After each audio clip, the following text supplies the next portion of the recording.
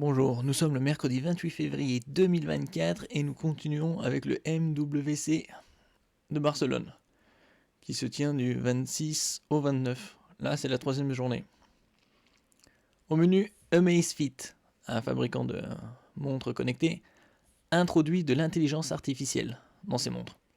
Justement, comme je vous disais, l'intelligence artificielle se retrouve absolument partout maintenant, dans tous les objets électroniques, smartphone, télé, PC, montres. En 2024, les produits high-tech seront boostés par l'intelligence artificielle ou ne seront pas. Voilà. On attend qu'Apple entre dans la danse avec iOS 18 qui sortira en septembre de cette année et les iPhone 16. D'autres constructeurs se jettent à l'eau pour offrir une expérience améliorée aux consommateurs. On pense notamment au Samsung Galaxy AI sur les Galaxy S24. Mais il pourrait aussi le développer sur ses autres smartphones avec des mises à jour. À voir dans le temps. Désormais rejoint par un célèbre acteur du marché des montres connectées, Amazfit. Pour le MWC 2024, la marque chinoise a en effet levé le voile sur Zepp Flow, un nouvel assistant personnel boosté par l'intelligence artificielle.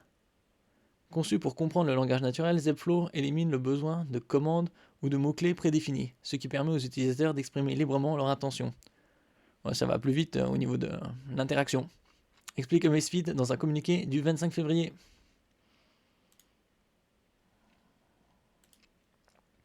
Les montres connectées de la société vont ainsi devenir plus intuitives et pourront comprendre sans effort les requêtes des utilisateurs, que ce soit pour lancer une séance d'entraînement ou gérer les tâches quotidiennes. Un atout intéressant lorsqu'on sait que les assistants actuels se limitent à des requêtes bien précises pour comprendre leur utilisateur. Oui, c'est des requêtes prédéfinies, et là, ça interagira plus, pas comme un humain, mais ce sera plus facile d'interagir. On verra. Cette avancée représente un saut significatif vers un avenir où l'intelligence artificielle s'intégrera de manière transparente dans la vie quotidienne, en particulier dans les domaines de la santé, de la remise en forme et de la productivité. Oui, ce sera comme on va dire un coach virtuel, un compagnon virtuel d'aide à la remise en forme. Ça remplacera pas un médecin, mais ça pourra à terme avec des normes servir à envoyer les données aux médecins et grâce à l'amélioration de la précision des données, être considéré comme des données fiables, comme le pouls, la tension, l'oxygénation du sang, entre autres. Amazfit conclut en mentionnant 3 caractéristiques clés de Zepp Flow qui redéfinissent l'expérience utilisateur sur ces montres connectées. Conversation naturelle. Contrairement aux assistants vocaux traditionnels, Zepp Flow permet aux utilisateurs de s'exprimer librement sans exiger de phrases de commandes spécifiques. Ouais, et au niveau de la compréhension, il faudra voir jusqu'à quel niveau il comprend. Reconnaissance efficace. Zepp Flow reconnaît rapidement et précisément la parole de l'utilisateur, ce qui garantit une interaction fluide et réactive. Compréhension précise, les utilisateurs n'ont qu'à décrire ce qu'ils veulent, et Zepp Flow reconnaîtra leur intention et fournira la réponse la plus appropriée. Alors, quand auront lieu ces mises à jour? Disponible avec la mise à jour Zepp OS 3.5, Zepp Flow arrivera en France dès le 1er mai 2024 sur l'Amazfit Balance. Pour les Amazfit Cheetah, Falcon, T-Rex Ultra, le déploiement se fera du 28 mai au 1er juin. Et finalement, pour finir, l'Amazfit Active y aura droit à compter du 20 juin. Donc d'ici 4 mois.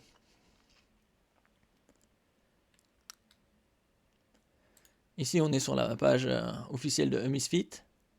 Et on peut voir les nouveautés, les nouvelles montres connectées.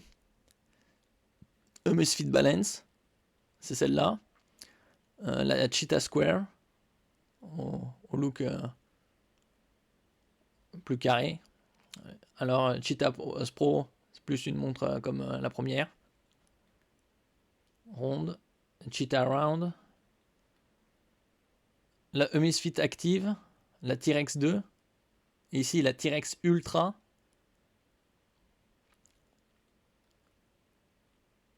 Ici la Falcon, vous avez toutes les montres citées précédemment.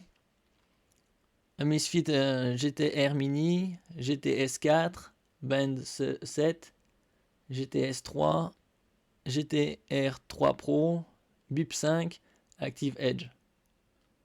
Donc en ce qui concerne, alors, ici on avait les Amazfit Balance, la première, sera la première à être mise à jour le 1er mai. Après il y a la Cheetah, Falcon et T-Rex Ultra. Alors Cheetah, est-ce que ce sera les... Probablement ce sera toutes les Cheetah. Donc Cheetah Square, probablement Pro, Round. On a 3. La Falcon ici. Et la T-Rex Ultra. Et finalement pour la Amazfit Active pour le 20 juin.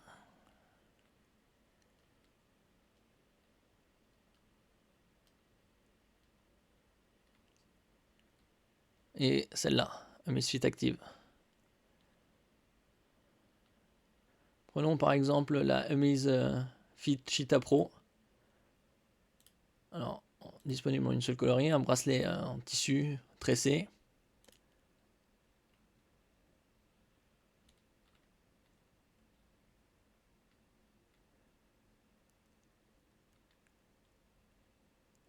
Courir avec l'intelligence. Entraîneur ZEP alimenté par l'IA. Donc ce sera avec la mise à jour de l'OS 3.5. ZEP OS 3.5. D'ici 3-4 mois. Vous avez le GPS, le parcours.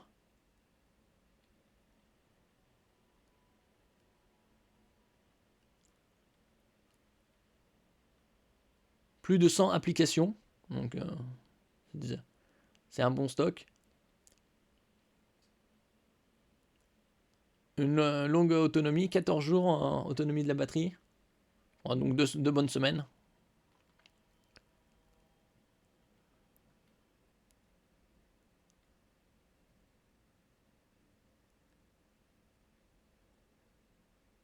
Là, la comparaison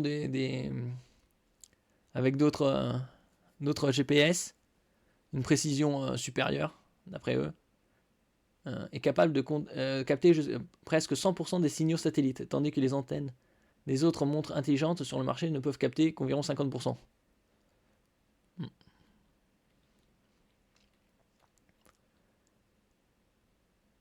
Navigation précise, la navigation aussi en carte hors ligne, enregistrement des points de localisation. Vous avez ZEP Coach, plan personnalisé pour chaque coureur. Donc des montres assez complets. Puisque la différence avec certaines autres montres, qui sont boostées à Wear OS. Wear OS, c'est de Google. Alors que là, ZEP OS, c'est de la marque elle-même. C'est-à-dire Amazfit. Vous avez différentes catégories de courses, le temps, distance, rythme, pas, vitesse, altitude, pente, calories, fréquence cardiaque, pouvoir.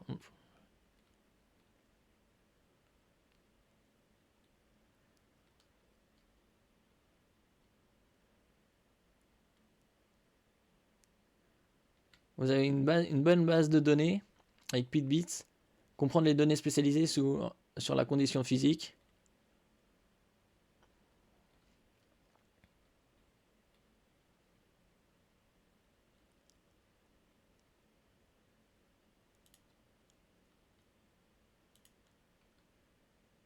Icône de démarrage, mode bouton, détection automatique de 8 sports, style de sport grâce à l'IA, tout ça.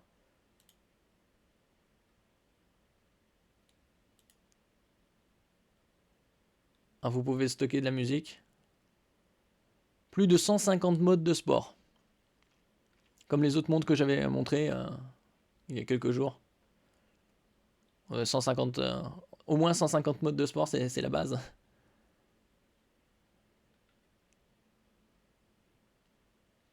Lunettes en alliage de titane, donc c'est une montre résistante celle-là. Étanche à 5 ATM, c'est-à-dire 50 mètres, pour un poids de 34 grammes. Un niveau de luminosité jusqu'à 1000 nits. C'est l'unité. Ça veut dire qu'en pleine lumière, lumière du soleil, vous verrez ce qui est affiché. Un écran Gorilla Glass 3, donc une bonne protection.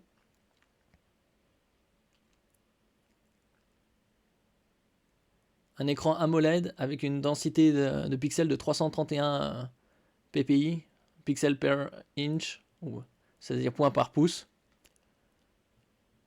Au-delà de 300 c'est le niveau de résolution des écritures sur papier, comme les journaux. Donc c'est une bonne lecture.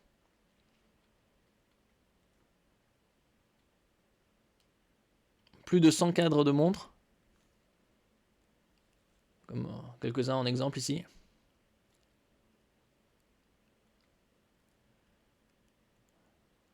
Vous avez vos mises à jour, les appels téléphoniques par Bluetooth. Vous avez même Amazon Alexa intégré. Ça c'est en mise à jour et en téléchargement sur la montre. Plus de 100 applications. Là, ils disent que c'est 14 jours, c'est-à-dire 2 semaines en utilisation typique, 1 semaine en utilisation intense, avec le mode GPS précis 26 heures, mode GPS économie d'énergie 54, un peu plus de 2 jours, mode GPS automatique 48 heures, presque 2 jours. Alors, surveillance de la santé, 24/7, fréquence cardiaque, oxygénation dans le sang, le stress.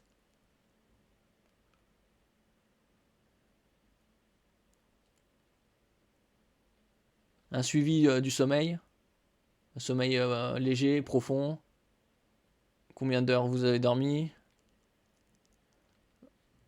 et tout ça le suivi avec grâce à l'application sur votre smartphone.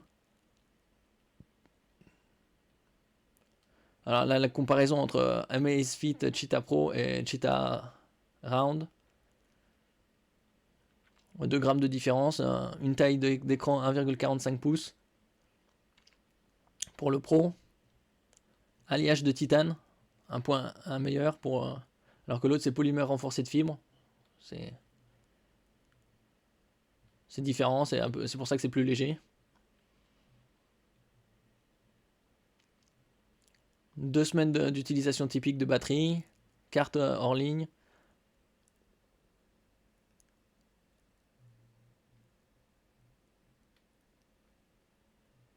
« 440 mAh de batterie. »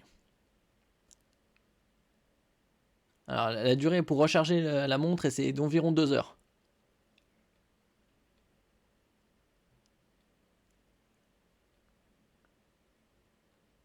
2 heures de recharge pour à peu près 2 semaines d'utilisation.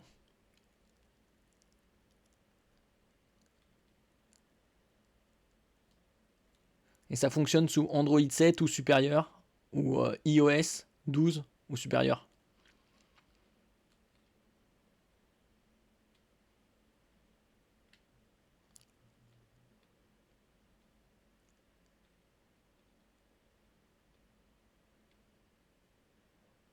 Je mettrai bien évidemment les liens en description.